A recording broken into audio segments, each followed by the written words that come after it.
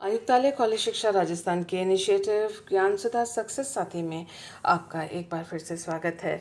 आइए आज हम करते हैं जैम केमिस्ट्री के कुछ एमसीक्यूज। अधिकतर उसमें से एसिडिटी और बेसिसिटी, ऑर्गेनिक कंपाउंड्स के एसिडिटी और बेसिसिटी से संबंधित हैं। इससे पहले कि हम अपना पहला क्वेश्चन करते हैं, याद कर लेते हैं कि एसिडिटी का हाइब्रिडाइजेशन से क्या संबंध है। आप देख सकते हैं कि ये कंपाउंड्स कुछ दिए हुए हैं, ये 3 कंपाउंड्स हैं। हाइब्रिडाइजेशन इसमें आप देख सकते हैं sp2 और sp3 हैं। उन हाइड्रोजन्स के संबंध में जो कि इन कार्बन से जुड़े हुए हैं, और ये लाल से वो हाइड्रोजन्स दिखाए गए हैं जिनके एसिडिटी की बात हम कर रहे हैं। तो यहाँ ये जो हाइड्रोजन है वो sp3 से जुड़ा हुआ है, ये हाइड्रोजन sp2 कार्बन से जुड़ा हुआ है, और ये हाइड्रोजन sp कार्बन के साथ जुड़ा हुआ है। हमें मालूम है कि जो s कैरेक्टर, s प्रतिशत है, sp में 50%, sp2 में 33 और sp3 में 25% s कैरेक्टर होता है। और जितना ज़्यादा s कैरेक्टर होता है वह ऑर्बिटल नाभिक के उतने ही पास होता है, और वह ऑर्बिटल जो है वो इलेक्ट्रॉन्स को उतनी ही प्रबलता से वो अपनी ओर आकर्षित करके रखता है। जिसमें सबसे ज़्यादा प्रबलता से जो आकर्षित, स्ट्रांगली जो इलेक्ट्रॉन्स को अपने पास अट्रैक्ट करके रखे, that is sp hybridised orbital. तो अगर हम एसिडिटी की बात करते हैं इन तीनों कंपाउंड्स में, क्योंकि ये हाइड्रोजन sp हाइब्रिडाइज्ड कार्बन से अटैच्ड है, सो इसकी एसिडिटी होगी सबसे ज़्यादा, वो दिखती है हमें लो pKa वैल्यू से। हमें ये भी मालूम है कि हमें मालूम है कि Ka वैल्यू जितनी हाई होगी उसका मतलब एसिडिटी उतनी ही हाई होगी, और जितनी हाई एसिडिटी होगी pKa वैल्यू उतनी ही लो होगी। हमें ये मालूम है because pKa is minus log of Ka। तो ये हमें चीज़ें पहले से मालूम है। तो कुल मिला के ये कहने की ये बात है कि अगर sp हाइब्रिडाइज्ड ऑर्बिटल है, इस कैरेक्टर ज़्यादा है, नाभिक के पास या न्यूक्लियस के पास वो उतना ही ज़्यादा ऑर्बिटल वो होगा, और वो जो न्यूक्लियस है इलेक्ट्रॉन्स को स्ट्रांगली अपने पास अट्रैक्ट करके रखेगा। उसका मतलब H जो है आसानी से अपने इलेक्ट्रॉन्स को छोड़ के H प्लस के रूप में बाहर निकल सकता है, क्योंकि जो माइनस चार्ज हाइड्रोजन के निकल जाने के बाद रह जाता है वो जो न्यूक्लियस है उसको आसानी से, तेज़ी से या तीव्रता के साथ या हाई अट्रैक्टिव फोर्स के साथ अपने पास अट्रैक्ट करके उस एनायन को, बनने वाले एनायन को स्टेबलाइज कर देता है। तो इन सब बातों को ध्यान में रखते हुए करते हैं हम अपना पहला question. The compound that contains the most acidic hydrogen, ये हमें एग्जाम्पल दिए हुए हैं। सबसे ज़्यादा एसिडिक हाइड्रोजन इसमें से कौन सा है, एकदम देखते ही मालूम पड़ जाता है। दिस इज ट्रिपल बॉन्ड, एक ही ट्रिपल बॉन्डेड कंपाउंड है, तो हमें ज़्यादा कंपेयर करने की ज़रूरत नहीं है। तो sp हाइब्रिडाइज्ड है कार्बन इसके अंदर, तो इसकी एसिडिटी सबसे ज़्यादा होगी, क्योंकि जो एनायन बनेगा वो ज़्यादा स्टेबलाइज्ड होगा, क्योंकि वो न्यूक्लियस जो है उस इलेक्ट्रॉन को अपने पास ज़्यादा अट्रैक्ट करके रखेगा और कार्बन आयन को स्टेबिलिटी देगा। So before going to the next question, याद कर लेते हैं हम pKa-H वैल्यू के लिए। नाउ व्हाट इज़ pKa-H, उसको देख लेते हैं। The Ka value of the conjugate acid, conjugate acid का जो pKa वैल्यू है उसको pKa-H के नाम से जाना जाता है। कोई भी बेस है उसका जो कॉन्जुगेट एसिड होगा उसको BH के द्वारा रिप्रेजेंट किया जाता है।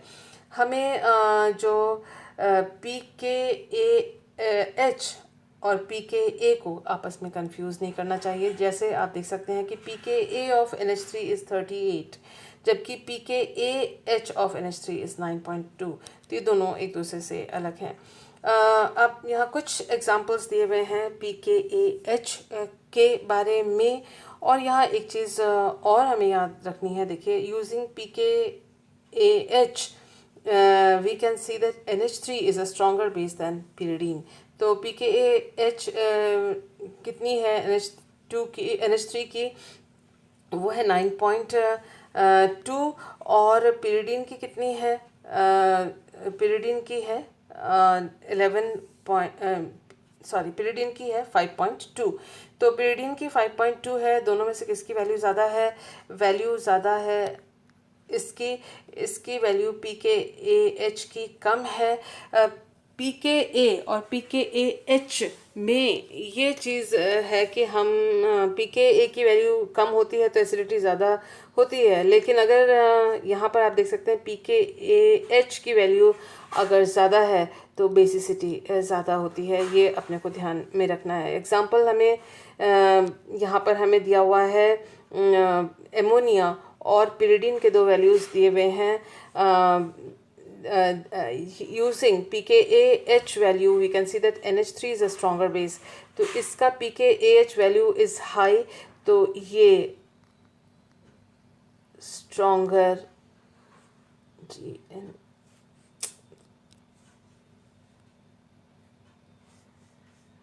this is stronger base। तो NH से स्ट्रॉन्गर बेस और वैल्यू देखिए इसके साथ पिरिडिन के साथ अगर आप कंपेयर करें तो पिरिडिन का pKAH वैल्यू कम है और इसका वैल्यू ज़्यादा है। तो इस बात को अपने को ध्यान में रखना है। आइए देखते हैं नेक्स्ट इन्फॉर्मेशन। यहाँ दिया हुआ है कि high pKAH value strong base, ये अपने को याद रखना है। और pKAH वैल्यू जो है is the pK value of the conjugate acid, और ये किया जाता है जो एमीन्स का जो स्ट्रेंथ है उसको डिटरमिन करने के लिए। तो यहाँ कुछ पीके वैल्यूज़ दिए हुए हैं, हाई पीके वैल्यू यानी स्ट्रॉन्ग बेस। तो अगर हम इन सबको देखें तो आप देख सकते हैं कि जो पिपिरिडीन है उसका पीके वैल्यू है 11, और यहाँ पर ट्रू क्लोरो एनिलीन की वैल्यू है 2.66। उसका मतलब सबसे हाई इसकी है, यानी ये एक स्ट्रॉन्ग बेस है और ये उसकी तुलना में कम वीकर बेस है। वो इसलिए क्योंकि इसके अंदर जो सेकंड पोजीशन पे बेंजीन रिंग पे इलेक्ट्रॉन अट्रैक्टिंग ग्रुप Cl जुड़ा हुआ है। तो ये बात अपने को ध्यान में रखनी है। The correct order of pKa values of the conjugate acid of heterocyclic compounds is, तो pKa value of conjugate acid यानी ये pKAH की बात कर रहे हैं, और उन्होंने पूछा है ये इनको देकर एग्जांपल्स को देखकर इसमें से कौन सा सही क्रम है। तो ये डिक्रीजिंग ट्रेंड ये शो कर रहा है, उसका मतलब जो इस तरफ लिखा जाएगा लेफ्ट हैंड साइड में लिखा जाएगा उसकी बेसिसिटी सबसे ज़्यादा होनी चाहिए। तो सबसे ज़्यादा इसमें से बेसिक कौन सा है हम देख लेते हैं कि हाई उसी हिसाब से pKAH की वैल्यू होगी, क्योंकि pKAH यानी स्ट्रॉन्ग बेस। तो इसमें से सबसे ज़्यादा स्ट्रॉन्ग बेस कौन सा होगा? अगर हम इसको पायरॉल को देखते हैं, इसके ऊपर जो लोन पेयर ऑफ नाइट्रोजन के लोन पेयर ऑफ इलेक्ट्रॉन हैं। अच्छा, अब ये याद कर लेते हैं कि बेस है तो उसका मतलब वो इलेक्ट्रॉन डोनेट कर सकता है, इलेक्ट्रॉन इजीली डोनेट कर सकता है। इस बात को ध्यान में रखते हुए हमने यहाँ बेसिसिटी को स्टडी करना है। तो इन सभी में जो है नाइट्रोजन है, loan pair of electrons nitrogen के ऊपर हैं, तो कौन सबसे आसानी से दे सकता है वही जो है उसका जो pKAH वैल्यू सबसे हाई होगा। यहाँ जो पायरॉल में जो लोन पेयर ऑफ इलेक्ट्रॉन है वो एरोमेटिसिटी के लिए यूज़ हो जाता है और डिलोकेलाइज्ड रहता है। आप देख सकते हैं कि 1-2 इस पाई बॉन्ड के लिए, 3-4 इस पाई बॉन्ड के लिए, और 5-6 ये पी इलेक्ट्रॉन्स ये 6 पाई इलेक्ट्रॉन बनाता है इस रिंग को एरोमेटिक बनाने के लिए, स्थायी बनाने के लिए। यानी किसी भी हालत में 1 जो है अपने इलेक्ट्रॉन्स देना नहीं चाहेगा। पिरिडीन को देखते हैं, पिरिडीन में भी यही स्थिति है, लेकिन पिरिडीन के जो लोन पेयर ऑफ इलेक्ट्रॉन्स हैं वो अनुनाद के लिए, रेजोनेंस के लिए यूज़ नहीं होते हैं और एरोमेटिसिटी के लिए यूज़ नहीं होते हैं। इन दोनों की बात, इसमें भी एरोमेटिसिटी का कोई क्वेश्चन नहीं है क्योंकि कॉन्जुगेट डबल बॉन्ड नहीं है। यानी नंबर 1 जो होगा इलेक्ट्रॉन्स देना नहीं चाहेगा। तो अगर हम pKa वैल्यूज़ या बेसिसिटी की बात करें तो सबसे नंबर इसका लास्ट में आना चाहिए। तो हम यहाँ देखते हैं कि ये इसका जो है नंबर 1 लास्ट में नहीं है, तो ये कैंसिल। ये 3 ऑप्शंस हमारे पास हैं। अब हम देखते हैं कि इन सब में सबसे आसानी से इलेक्ट्रॉन्स कौन दे देगा, उसको देख लेते हैं। नंबर 1 का हमने कैंसिल कर दिया। सबसे आसानी से इलेक्ट्रॉन देगा नंबर 3। नंबर 3 क्यों देगा? क्योंकि नंबर 3 जो ये सेकेंडरी एमीन है और इसका जो लोन पेयर ऑफ इलेक्ट्रॉन है वो आसानी से दिया जा सकता है, क्योंकि ये रेजोनेंस इत्यादि में किसी में इन्वॉल्व या एरोमेटिसिटी में इन्वॉल्व नहीं है। हम कह सकते हैं कि यहाँ भी तो वही सेकेंडरी अमीन है, तो इसमें क्यों नहीं हो सकता। लेकिन 3 मेंबर जो रिंग्स होते हैं वो लेस बेसिक होते हैं 5 मेंबर्ड रिंग की तुलना में, इसलिए इसकी बेसिसिटी यानी थर्ड की बेसिसिटी जो ज़्यादा होगी सेकंड नंबर से एजरिटीन से। तो दिस इज़ कैंसल्ड। तो थर्ड के बाद जो है सेकंड का नंबर आएगा, और थर्ड के बाद यहाँ फोर्थ का नंबर दिया हुआ है इन्होंने, वो गलत है। और सबसे ज़्यादा बेसिक जो है वो थर्ड है, तो सबसे ज़्यादा बेसिक यहाँ थर्ड को नहीं दिखाया, दिस इज़ रॉन्ग। अब पिरिडीन की बात करते हैं। पिरिडीन जो नाइट्रोजन जो हाइब्रिडाइज्ड है वो sp2 हाइब्रिडाइज्ड है। तो sp2 हाइब्रिडाइज्ड जो है इलेक्ट्रॉन्स को थोड़ा और स्ट्रांगली रखता है, तो इसलिए इसकी जो नंबर 4 की जो एसिडिटी है, सॉरी बेसिसिटी है, वो थोड़ी इन दोनों की तुलना में थोड़ी कम होगी। तो करेक्ट ट्रेंड जो है कि सबसे ज़्यादा बेसिक ये है, उसके बाद उससे कम ये है, फिर ये है, और लास्ट में ये है। तो वो ट्रेंड जो है वो आंसर नंबर सी में ही दिखता है, बाकी में नहीं। So this was the correct answer. इससे पहले कि नेक्स्ट क्वेश्चन को करें, याद कर लेते हैं कि नाइट्रेशन जब बेंजीन का करते हैं तो हम NO2+ नाइट्रोनियम आयन के द्वारा करते हैं। उसका मतलब ये एक इलेक्ट्रोफिलिक, इलेक्ट्रॉन्स ने ही सब्स्टिट्यूशन रिएक्शन है, electrophilic substitution reaction benzene ring पे हो रही है, यानी जो बेंजीन रिंग है वो इलेक्ट्रॉन रिच होना चाहिए, इलेक्ट्रॉन इसमें अधिक होना चाहिए। तो इस बात को हम ध्यान में रखते हैं। याद कर लेते हैं कि एक्टिवेटिंग डीएक्टिवेटिंग ग्रुप्स कौन से थे। देख लेते हैं कि यहाँ जो सबसे ज़्यादा एक्टिवेटिंग जो है O- है, और एक बात और ध्यान रख लेते हैं कि NHCOR और R में NHCOR जो है ग्रुप है वो ज़्यादा एक्टिवेटिंग है एल्काइल ग्रुप के तुलना में। तो इस बात को हम ध्यान रख लेते हैं। आइए देखते हैं कि नेक्स्ट इन्फॉर्मेशन क्या है। नेक्स्ट इन्फॉर्मेशन में हम देख सकते हैं कि ये डीएक्टिवेटिंग ग्रुप है इलेक्ट्रोफिलिक सब्स्टिट्यूशन के लिए, क्योंकि इलेक्ट्रॉन विड्रॉ करते हैं। आप देख सकते हैं कि हैलोजेंस जो हैं इलेक्ट्रॉन विड्रॉ करते हैं, तो और उनसे भी ज़्यादा जो इलेक्ट्रॉन विड्रॉ करते हैं वो SO3H ग्रुप हैं। तो इस तरह से ये वीकली डीएक्टिवेटिंग है, और SO3H जो है वो स्ट्रांगली डीएक्टिवेटिंग है, यानी इलेक्ट्रॉन्स को सबसे प्रबलता से SO3H अपनी ओर खींच लेता है और रिंग में इलेक्ट्रॉन्स की कमी पैदा कर देता है, उत्पन्न करता है। So remembering those things in mind, या नेक्स्ट क्वेश्चन को करते हैं। Electrophilic nitration of the following compounds follow the trend. तो ये 4 कंपाउंड्स हमको दिए हुए हैं और कहा है कि नाइट्रेशन रिएक्शन इसमें होगा। तो सब PQRS दिया हुआ है, तो सबसे ज़्यादा इजीली किस में होगा, सबसे कम किस में होगा, वो ट्रेंड इन्होंने पूछा हुआ है। So let us look at these. हम इन सबको देखते हैं तो इसमें हमें इलेक्ट्रॉन डोनेटिंग ये ग्रुप दिखता है, इलेक्ट्रॉन डोनेटिंग ये ग्रुप दिखता है। इलेक्ट्रॉन देने वाला जो वलय को इलेक्ट्रॉन देता है, वलय को इलेक्ट्रॉन देगा, हमने देखा है कि नाइट्रेशन होगा और इलेक्ट्रोफिलिक होगा। इन इलेक्ट्रॉन्स ने ही NO2+ जो है वो वलय पे आक्रमण करेगा। तो किस पे आसानी से आक्रमण करेगा? इस पर, क्योंकि हमने देखा था कि ये इलेक्ट्रॉन डोनेटिंग या इलेक्ट्रॉन दाता समूह है NHCO3, और उसकी जो इलेक्ट्रॉन डोनेटिंग कैपेसिटी है वो एल्किल ग्रुप की तुलना में ज़्यादा है, ज़्यादा तीव्रता से ये इलेक्ट्रॉन दे सकता है। इस बात को ध्यान में रखते हुए आइए देखते हैं ट्रेंड। यानी यहाँ देखते हैं ये इलेक्ट्रॉन विड्रॉइंग है, इलेक्ट्रॉन आकर्षी, ये भी सबसे प्रबल इलेक्ट्रॉन आकर्षी समूह है, अपनी ओर इलेक्ट्रॉन खींच लेता है। तो सबसे स्लो होगा ये। तो अगर हम ट्रेंड देखें तो सबसे हाईएस्ट रेट जो होगी आसानी से होगा वो R में होगा, और सबसे स्लो Q में होगा। तो ये डिक्रीजिंग ऑर्डर है। R कहाँ सबसे पहले लिखा है? R यहाँ लिखा है, R यहाँ लिखा है, बाकी को हमने कैंसिल कर दिया। दोनों में देख सकते हैं कि Q और Q जो है लास्ट में है, तो उसका मतलब इन दोनों का जो हमें ऑर्डर है वो देखना है। हमें मालूम है कि जो C2H5 एल्किल ग्रुप है, वो इलेक्ट्रॉन डोनेटिंग है। इलेक्ट्रॉन डोनेटिंग की वजह से वो इलेक्ट्रोफिलिक जो रिएक्शन को उसको फास्ट करेगा।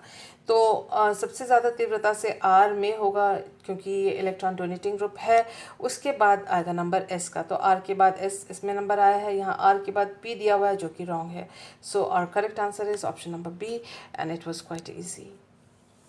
The correct order of acidity among, तो इन ये जो हमें 4 ऑप्शंस दिए हुए हैं, इनमें से इन्होंने पूछा है कि एसिडिटी अम्लता का जो करेक्ट ऑप्शन है वो कौन सा है। तो अम्लता का ऑप्शन पूछा हुआ है, यानी H+ निकलना चाहिए। H+ निकलना चाहिए तो H+ के निकलने के बाद जो बचेगा, क्योंकि ये सारे सबके ऊपर प्लस चार्ज है, तो इसके बाद जो बचेगा वो न्यूट्रल एंटिटी या न्यूट्रल स्पीशीज़ H+ के निकलने के बाद बचेगा। तो यानी अम्लता का पूछा हुआ है, तो यहाँ पर हम देख रहे हैं कि कौन सबसे आसानी से इलेक्ट्रॉन दे सबसे आसानी से प्रोटॉन दे देगा। तो जो सबसे आसानी से प्रोटॉन देगा वो सबसे हाई एसिडिक होगा। लेट अस सी कि हमारे पास एग्जांपल्स क्या क्या हैं। तो हमारे पास एग्जांपल है, ये पिरिडीनियम आयन का दिया हुआ है। ये इन्होंने पायरॉल में एक प्रोटॉन डाल के दिया हुआ है। यहाँ पर भी पिरिडीनियम आयन है यहाँ पर, लेकिन आप देख सकते हैं कि इसके अंदर एक इलेक्ट्रॉन डोनेटिंग ग्रुप है और ये पिरिडीन का में हाइड्रोजन एक और ऐड कर रखा है। तो इसमें से कौन चाहेगा कि सबसे पहले मेरे से हाइड्रोजन ले लो, तो कौन सा इसमें से चाहेगा? ये चाहेगा। क्यों चाहेगा? क्योंकि अगर आप इसको देखते हैं तो एक पाई बॉन्ड के लिए 2 इलेक्ट्रॉन्स, एक पाई बॉन्ड के लिए 2 electrons, that means 4 electron, 4 pi electrons इसमें है। और यहाँ जो नाइट्रोजन का जो लोन पेयर ऑफ इलेक्ट्रॉन था वो इस नाइट्रोजन हाइड्रोजन बॉन्ड को बनाने में यूज़ अप हो गया है। जैसे ही इसमें से हाइड्रोजन निकल जाएगा, इसका प्लस चार्ज हट जाएगा और नाइट्रोजन के ऊपर आ जाएगा लोन पेयर, तो क्या हो जाएगा?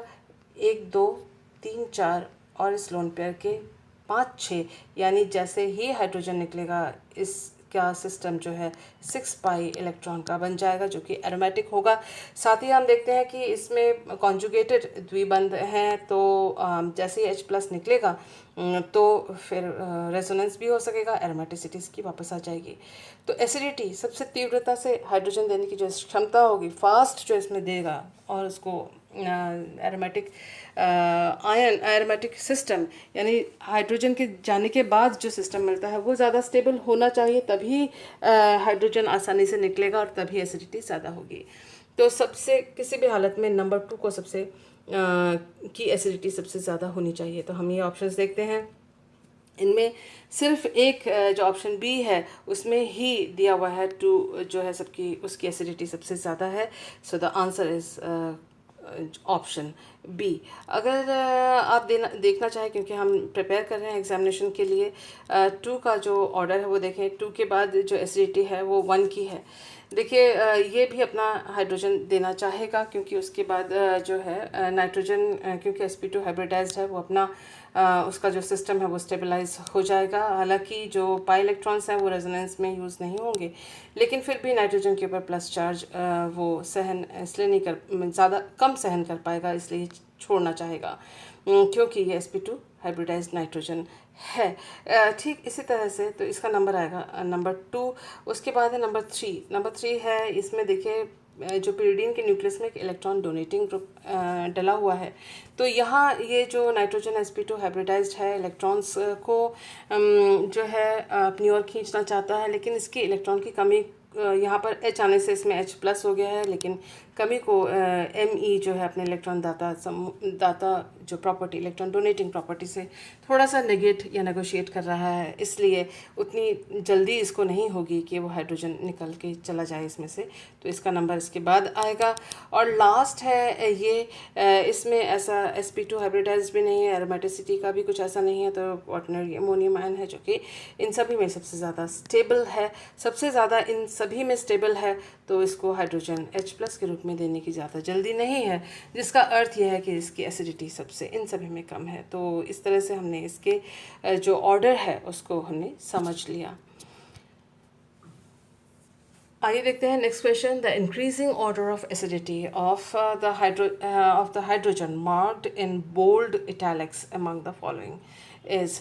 तो यहाँ पर एक हाइड्रोजन दिया हुआ है जो बोल्ड करके या मोटे लाइन से दिखाया हुआ है, तो वो हाइड्रोजन की एसिडिटी के बारे में इन्होंने पूछा है। तीन कंपाउंड्स हमको दिए हुए हैं और ये 4 ऑप्शंस हमको दिए हुए हैं। तो वो पूछा है इंक्रीजिंग ऑर्डर ऑफ एसिडिटी, यानी बढ़ते हुए क्रम में एसिडिटी, ये होगा ये होगा ये होगा कि ये होगा।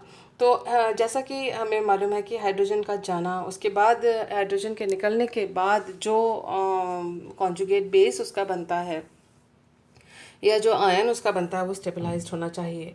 यहाँ फिर आप देख सकते हैं कि साइक्लोपेंटाडाइन दिया हुआ है हमको और इस हाइड्रोजन की पूछी है इन्होंने। ये हाइड्रोजन निकल जाने के बाद ये आयन बनेगा, उसी तरह से इसके निकलने के बाद ये वाला आयन बनेगा और इसके हाइड्रोजन निकल जाने के बाद ये आयन बनेगा। इन तीनों स्पीशीज़ को हमने नीचे लिख लिया है, अब इन स्पीशीज़ को स्टडी करते हैं। इसमें आप देख सकते हैं 1 2 3 4 2 पाई इलेक्ट्रॉन के 4 पाई इलेक्ट्रॉन्स और 2 पाई बॉन्ड के 4 पाई इलेक्ट्रॉन्स, 4 पाई इलेक्ट्रॉन्स और उसके बाद इस नेगेटिव चार्ज के लिए 2 पाई इलेक्ट्रॉन, 2 पाई इलेक्ट्रॉन्स और कुल मिला के 6 पाई इलेक्ट्रॉन्स इस सिस्टम में हो जाएंगे। कॉन्जुगेट बॉन्ड है यानी संयुग्मित द्विबंध इसमें है, तो ये एरोमेटिसिटी को फॉलो करेगा। उसका मतलब इसकी जो एसिडिटी होगी ये चाहेगा सबसे पहले कि मुझसे, ये जो नंबर 1 है वो चाहेगा कि सबसे पहले मुझसे हाइड्रोजन ले लो, निकल जाए किसी तरह से, तो मैं इस आयन में कन्वर्ट हूँ और ये एरोमेटिसिटी इसकी हो जाए। तो सबसे जो स्ट्रॉन्ग एसिडिटी होगी इन सभी में इसकी होगी। क्यों होगी? क्योंकि ये देखिए ये 8 पाई इलेक्ट्रॉन सिस्टम में निकल जाने के बाद और डिलोकलाइज करने पर ये स्टेबिलिटी नहीं लाएगा, एरोमेटिकता नहीं लाएगा, तो ये नहीं चाहेगा कि ये सिस्टम बने। इससे अगर हम तुलना करते हैं तो इसलिए क्योंकि इसके डिलोकलाइजेशन से अनस्टेबिलिटी आएगी, 8 पाई इलेक्ट्रॉन है, तो ये नहीं चाहेगा इलेक्ट्रॉन देना। इसके साथ ही हम देख सकते हैं 14 पाई इलेक्ट्रॉन हकल रूल के अनुसार ये एरोमेटिसिटी का एग्जाम्पल है, तो ये भी चाहेगा कि इलेक्ट्रॉन मुझसे ले जाओ, हाइड्रोजन मुझसे ले जाओ और यहाँ माइनस चार्ज आएगा तो डीलोकलाइज्ड सिस्टम आराम से पाई इलेक्ट्रॉन्स, ये जो इलेक्ट्रॉन्स का डीलोकलाइजेशन होगा और 14 पाई इलेक्ट्रॉन बनेगा हकल रूल के अनुसार।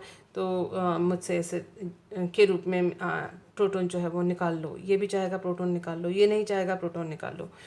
तो अब इसमें इसकी एसिडिटी अगर इन दोनों की अगर कंपेयर करें तो इसकी अम्लता कम क्यों है? इसकी अम्लता कम इसलिए है क्योंकि आप देख सकते हैं यहाँ पर एक बेंजीन रिंग है, यहाँ पर एक बेंजीन रिंग है जो इस 5 मेंबर रिंग को का हिस्सा है, इसके एक एक साइड। लेकिन जब रेजोनेंस होता है, रेजोनेंस तब फेवरेबल होता है जब ये जो इलेक्ट्रॉन्स जो हैं वो सभी संरचनाओं में, अनुनादी संरचनाओं में बराबर हों, चार्ज सभी अनुनादी संरचनाओं में बराबर हों। इसका रेजोनेंस अलग है, इसका रेजोनेंस अलग है, लेकिन जैसे ही माइनस चार्ज यहाँ आ जाता है तो इसका जो माइनस चार्ज है वो इस तरह से आप देख सकते हैं कि इस रिंग में और उसी प्रकार से इस रिंग में भी इसका डिलोकलाइजेशन हो सकता है। तो उसका मतलब ये है कि ये जो नेगेटिव चार्ज है वो इस रिंग में और इस रिंग में डिलोकलाइज हो सकता है, लेकिन जैसे ही वो डिलोकलाइज होगा अनुनाद के द्वारा, डिलोकलाइज यानी विस्थापित होगा अनुनाद के द्वारा, तो ये जो रिंग हैं इनका जो अपना रेजोनेंस चल रहा था वो डिस्टर्ब होगा और जिसकी वजह से जितनी स्थायित्व अनुनाद के द्वारा आनी चाहिए उतनी स्थायित्व इसमें नहीं आएगी, जबकि इसमें स्थायित्व बहुत अच्छा आएगा क्योंकि इससे पहले हाइड्रोजन के निकलने से पहले इसमें कोई एरोमेटिसिटी नहीं थी और हाइड्रोजन के निकलने के बाद सभी संरचनाएं, अनुनादी संरचनाएं एक समान होंगी जिसमें कहीं ना कहीं पर नेगेटिव चार्ज आता रहेगा, जैसा कि आप देख रहे हैं कि यहाँ आएगा, फिर कभी यहाँ आएगा, यहाँ आएगा, यहाँ आएगा, तो नेगेटिव चार्जेस आते रहेंगे। तो ये सारी अनुनादी संरचनाएं इसकी एक समान होंगी तो स्टेबलाइजेशन ज़्यादा। इसकी सारी अनुनादी संरचनाएं एक समान नहीं होंगी क्योंकि यहाँ पर इन दोनों में नेगेटिव चार्ज पहले नहीं है। एक संरचना ऐसी भी होगी जो सबसे ज़्यादा स्थायी है और सारी संरचनाओं में कुछ संरचनाओं में फिर नेगेटिव चार्जेस आने लग जाएंगे बेंजीन रिंग में, तो वो उतना स्थायित्व नहीं होगा क्योंकि सारे अनुनादी संरचनाएं, resonating forms, resonating structures are not similar. तो स्टेबिलिटी तभी होती है जब रेजोनेटिंग स्ट्रक्चर्स जो हैं वो एकदम एक जैसे हों, प्लस अगर चार्जेस हैं, चार्जेस भी एक तरह के होने चाहिए, एक ही समान होने चाहिए। वो अनुनादी संरचनाएं जिनमें किसी एक में चार्ज नहीं और दूसरे में चार्ज है, वो भी ज़्यादा स्टेबल नहीं होते। सो इन सभी बातों को ध्यान में रखते हुए अगर हम स्टेबिलिटी या एसिडिटी देखें, तो एसिडिटी सबसे ज़्यादा हाई 1 की होनी चाहिए, जो कि इसमें है और इसमें है। तो ये दोनों हमने क्रॉस किया। और सबसे कम एसिडिटी नंबर 2 की होनी चाहिए, क्योंकि इससे अनस्टेबिलिटी होती है। तो ये यहाँ पर है। This is the correct answer, this is not. तो this was the explanation. I hope you have understood well, it was easy. Consider the following compounds. ये चार कंपाउंड्स हमको दिए हुए हैं। Which one of the following represents correctly the decreasing order of basicity. तो decreasing order of basicity यानी क्षारीयता घटते हुए क्रम में किस में सबसे सही है, ये चार हमको दिए हुए हैं ऑप्शंस। क्षारीयता अगर हम इन कंपाउंड्स को देखें तो सभी में नाइट्रोजन है, यानी हम लोन पेयर ऑफ इलेक्ट्रॉन्स जो अधिक आसानी से इजीली डोनेट कर सकता है वो सबसे ज़्यादा बेसिक होगा। ये हमने ध्यान में रखना है। वो जो फैक्टर्स, वो जो कारक इन लोन पेयर ऑफ इलेक्ट्रॉन को खींच के अलग कहीं और ले जाएंगे, वो अम्लता को वो क्षारीयता को, बेसिसिटी को घटा देंगे। ये हमें याद रखना है। So let us see the structures जो हमें दिए हुए हैं। उन स्ट्रक्चर्स को हमने यहाँ अलग से लिख लिया है। यहाँ आप देख सकते हैं जो CH3 ग्रुप है उसका प्लस आई प्रभाव है, वो धकेल कर इलेक्ट्रॉन्स को, यहाँ पे इलेक्ट्रॉन की घनत्व को और ज़्यादा बढ़ा देता है। यानी ये जो CH3 ग्रुप है वो बेसिसिटी, इलेक्ट्रॉन के घनत्व को बढ़ाता है, इलेक्ट्रॉन की उपलब्धता, अवेलेबिलिटी को बढ़ाता है। तो उसका मतलब जो नाइट्रोजन के ऊपर जो इलेक्ट्रॉन कंसंट्रेशन है, इलेक्ट्रॉन का कंसंट्रेशन बढ़ गया, अवेलेबिलिटी बढ़ गया, तो इसकी बेसिसिटी जो है वो बढ़ जाती है प्लस आई प्रभाव के द्वारा। माइनस आई प्रभाव के जो ग्रुप्स होते हैं वो इलेक्ट्रॉन्स को अपनी ओर खींच लेते हैं और बेसिसिटी को डाउन कर देते हैं। प्लस आई प्लस एम ये प्रभाव ऐसे हैं जो इलेक्ट्रॉन्स देंगे और बेसिसिटी को बढ़ा देंगे। तो हम यहाँ देखते हैं जो बाकी तीनों मॉलिक्यूल्स हमारे पास हैं, CH3 CO NH2, और यहाँ पर ये CO और CO जुड़े हुए हैं। यहाँ एक NH2 के साथ एक बेंजीन रिंग है। इन सभी में जो है इलेक्ट्रॉन विड्रॉल का सिस्टम है, यानी नाइट्रोजन से इलेक्ट्रॉन दूर हटते जा रहे हैं। C डबल बॉन्ड ONH2 अगर है तो जो कार्बनल कार्बन है ये इलेक्ट्रोनेगेटिव होने की वजह से अपने इलेक्ट्रॉन्स पाई बॉन्ड के इलेक्ट्रॉन्स ले लेता है और इस तरह से रेजोनेंस होता है। तो यहाँ पर भी आप देख रहे हैं CO के वजह से रेजोनेंस से -M से इलेक्ट्रॉन्स जो है नाइट्रोजन से दूर हट जाएंगे, इसमें से भी दूर हट जाएंगे। यहाँ एक CO ग्रुप है, यहाँ 2 CO ग्रुप है। तो अगर हम इन दोनों की बेसिसिटी की कंपैरिजन करते हैं, CO NH2 और इसके कंपैरिजन करते हैं, तो इसकी बेसिसिटी होगी कम, इसकी होगी इन दोनों में ज़्यादा। इसके अलावा हम देख सकते हैं कि यहाँ NH2 है, एनिलीन है, यहाँ पर इसमें लोन पेयर ऑफ इलेक्ट्रॉन्स हैं और इस तरह से lone pair of electrons delocalise होंगे इस बेंजीन रिंग में ऑर्थो और पैरा पोजिशन में।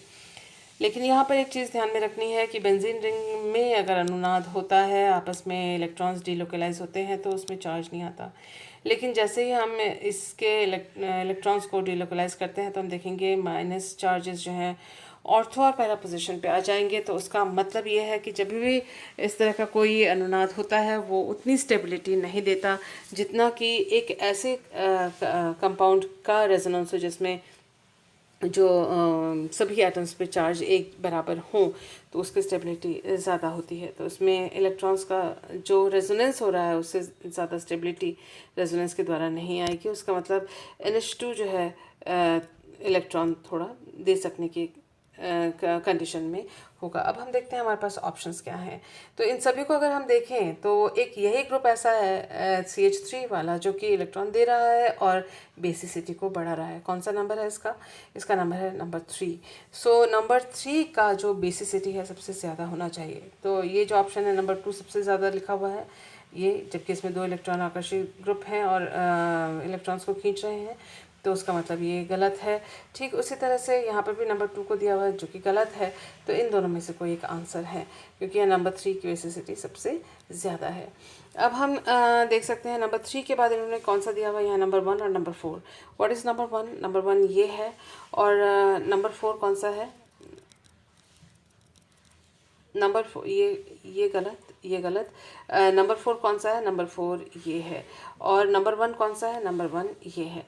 तो इनमें से जो थर्ड के बाद, इसके बाद जो इलेक्ट्रॉन आसानी से दे पाएगा, यहाँ इलेक्ट्रॉन आकर्षी समूह नंबर 4 है, तो उसके बाद ये इलेक्ट्रॉन उतनी आसानी से नहीं दे पाएगा, क्योंकि C-O जो है स्ट्रांगली इलेक्ट्रॉन को अपनी ओर खींच लेता है, जबकि उस उतनी प्रबलता से इलेक्ट्रॉन जो है बेंजीन खींचना नहीं चाहेगा, क्योंकि अपना जो अनुनाद इसका है, अपना खुद का जो इसका रेजोनेंस है उसको मेंटेन करना ज़्यादा पसंद करेगा, क्योंकि माइनस चार्ज आ जाता है इसके इलेक्ट्रॉन डिलोकलाइजेशन से, इसलिए वो उतनी प्रबलता से इसके इलेक्ट्रॉन्स को खींचना नहीं पसंद करेगा जितना कि CONH2 में इलेक्ट्रॉन्स को खींचा जा रहा है। उसका मतलब ये है कि उपलब्धता यानी अवेलेबिलिटी ऑफ इलेक्ट्रॉन्स 2 में नंबर 1 में ज़्यादा होगी, और अवेलेबिलिटी ऑफ इलेक्ट्रॉन्स 4 में कम होगी। तो उसका मतलब है कि 3 के बाद जो है नंबर 1 आना चाहिए, तो 3 के बाद नंबर 1 यहाँ पर है, 3 के बाद नंबर 4 है, इसको हमने किया cancel. So the our answer is option number D, that is the correct answer for this particular question. Thank you for being with me.